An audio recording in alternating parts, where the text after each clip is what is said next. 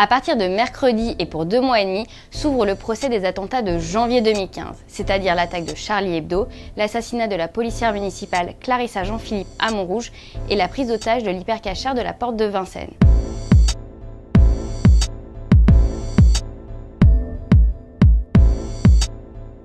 Pendant ces 3 jours de janvier 2015, 17 personnes ont été tuées et 7 autres ont été grièvement blessées.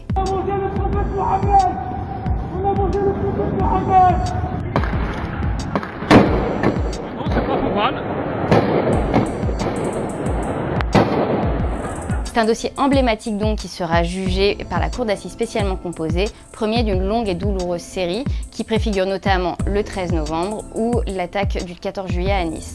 Signe d'ailleurs de cet aspect exceptionnel, il sera filmé, non pas pour être transmis à la télévision, mais pour en garder une trace et être archivé.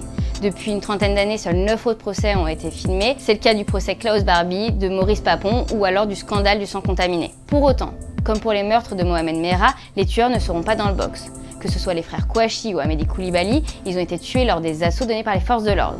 Les 4 ans d'enquête ont néanmoins permis d'identifier 14 personnes soupçonnées d'avoir apporté à divers degrés leur aide aux terroristes. Dans le box, pour autant, ils ne seront que 11 à partir de mercredi, puisque 3 d'entre eux sont toujours sous le coup d'un mandat d'arrêt international.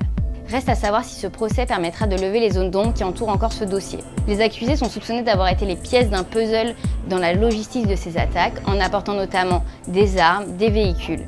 Seul l'un d'entre eux est renvoyé pour la complicité des crimes, les autres, eux, comparaîtront pour association de malfaiteurs terroristes criminels. Les réponses, notamment pour tenter d'identifier les donneurs d'ordre de ces attaques, pourraient venir d'un dossier instruit en parallèle, celui de Peter Sherif, un Français interpellé en décembre 2018 à Djibouti et qui est soupçonné d'être un cadre d'Al-Qaïda dans la péninsule arabique. Il a été mis en examen pour les attentats de Charlie Hebdo, mais ce volet a été disjoint et les investigations se poursuivent.